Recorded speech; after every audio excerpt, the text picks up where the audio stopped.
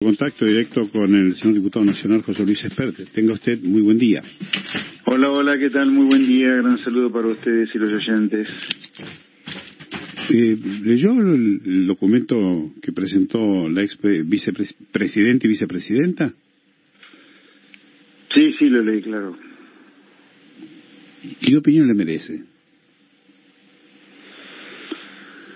A ver, Cristina Kirchner es la líder espiritual y política de un movimiento que es el kirchnerismo, cuyo objetivo político es la miseria del pueblo argentino. El objetivo de ellos es una Argentina parecida a Venezuela, parecida a Nicaragua, Cuba, bien miserable, para que todos terminemos dependiendo del político, del papá Estado, para poder terminar, 15 días de vida.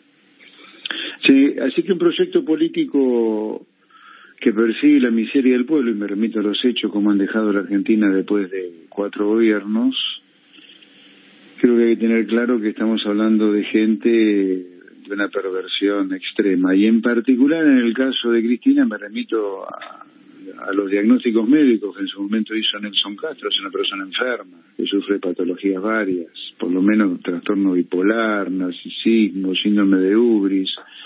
Así que lo que diga en particular sobre temas específicos, Cristina Kirchner me tiene sin cuidado porque viene de una persona que está chiflada. Porque además hay que estar chiflado para ni siquiera a lo mejor ser abogado y escribir 33 páginas de economía, ¿no? A mí no se me ocurriría nunca escribir 33 páginas de derecho sin ser abogado.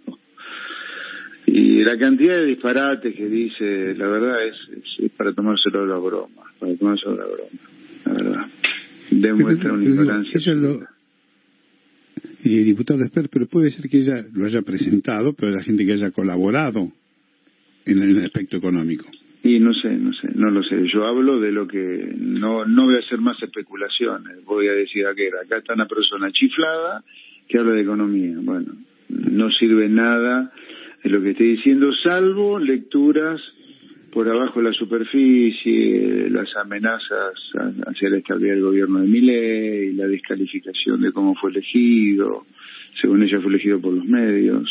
O sea, al inútil de Kicillof, que ha hundido al país y ha provocado que la Argentina haya perdido un juicio multimillonario en Estados Unidos por haber estatizado mal YPF en su momento en 2012, lo eligió la gente. Ahora Milei lo eligen los medios. Es una cosa ridícula. Por eso me parece que hay que, en todo caso, hacerle terceras o cuartas lecturas, pero lo que está sobre la superficie es toda una locura como ella. Está loca esa persona, está loca Cristina.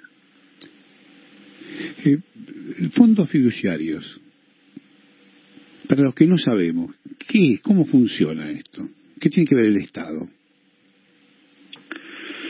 Bueno, le voy a hablar de en qué se ha transformado hoy el fondo fiduciario, porque los fondos fiduciarios en el Estado nacen hace 30 años, cuando vino el efecto tequila y los bancos se caían. Los bancos en Argentina se caían por la huida de depósitos. Y ahí se empezaron a crear fondos fiduciarios. O sea, el Estado gastando plata para que no se cayeran los bancos en aquel momento. No entiendo nunca por qué, ya desde el primero, que se conformó hace 30 años, repito, no era el Banco Central el que daba los redescuentos para que los bancos no se cayeran. Pero bueno, se empezó a utilizar esa figura, copiando mal una figura que viene del sector privado, que es la figura del fideicomiso, la ley 24.441. Pero bueno, ¿en qué se transformó el fondo fiduciario hoy?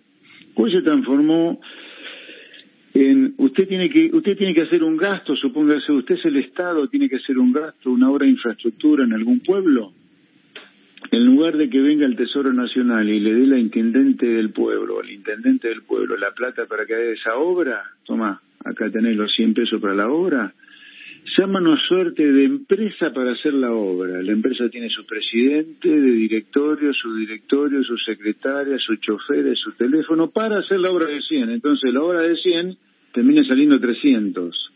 100 porque realmente lo que sale de la obra y 200 más de todo el resto de la parafernalia para acomodar amigotes en el Estado. Así que los fondos fiduciarios han terminado siendo una manera de hacer política, mala política por supuesto, y detrás, no hay que olvidarse, están los impuestos que paga la gente sufridamente. Un pueblo al cual el Estado lo borra impuestos de tantos impuestos que le cobra, terminan usándose para hacer política. Hoy hay, en el presupuesto del 2024, que no se sancionó por ley, hay 29 fondos fiduciarios que manejarían 3.400 millones de dólares. Yo creo que eso hay que borrarlo de un... Agréguele uno más. ¿Cómo? Agréguele uno más. Se descubrió ya. 30.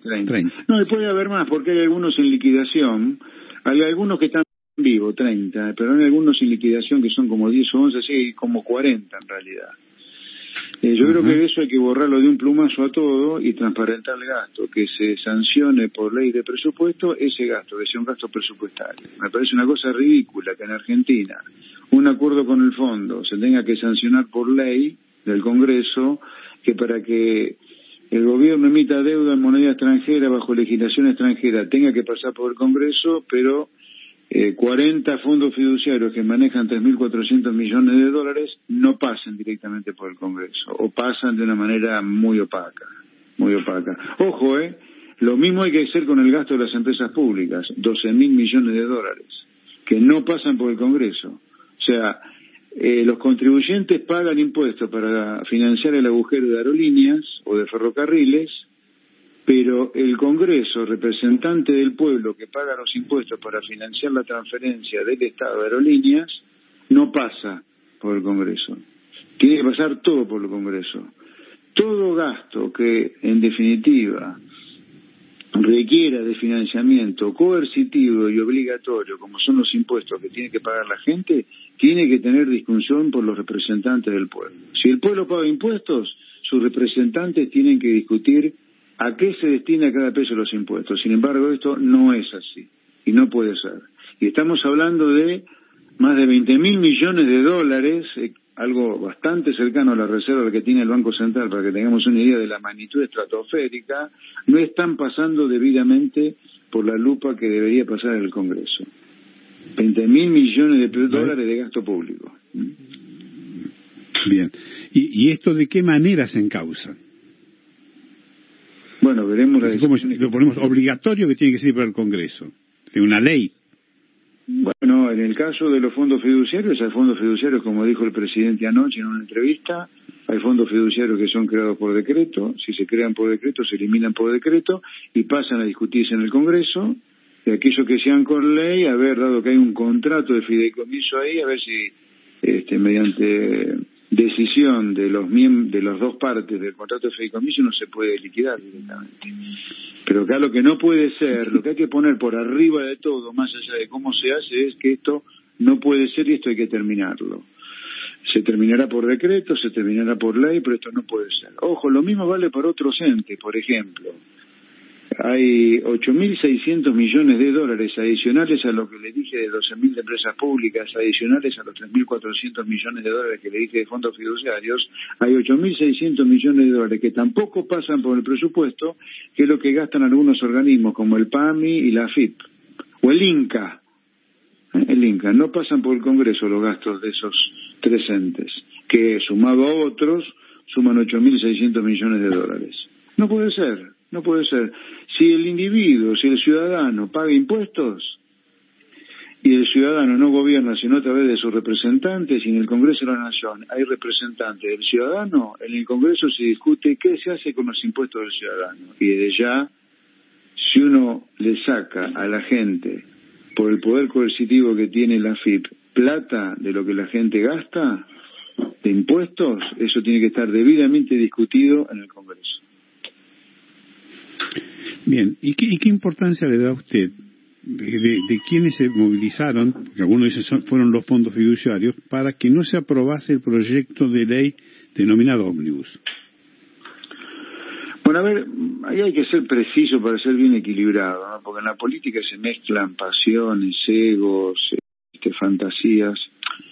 La ley, cuando la ley bases, mal llamada ómnibus, tuvo tres etapas, como toda ley. Primero, un dictamen de comisión favorable, luego una sanción en particular en diputados, ¿no? Lo mismo tiene que pasar o debería haber pasado en Senado, estas 3 etapas.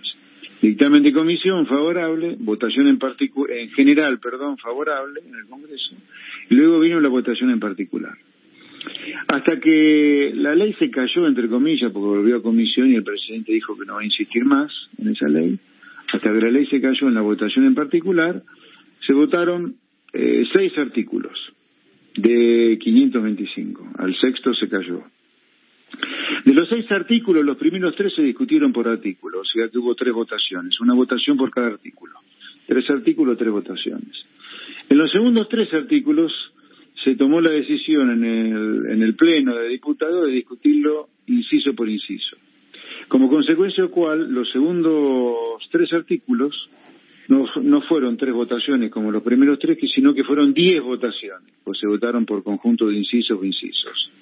De esas 10 votaciones de los segundos 3 artículos, 3 fueron afirmativas, 7 negativas. Entre las 7 negativas, donde más negatividad hubo, donde más votos negativos hubo, fueron donde se le daba al presidente la potestad de eliminar fondos fiduciarios, otro donde se le daba la potestad al presidente de liquidar entes inviables y otros donde se le daba la potestad al presidente de privatizar empresas públicas.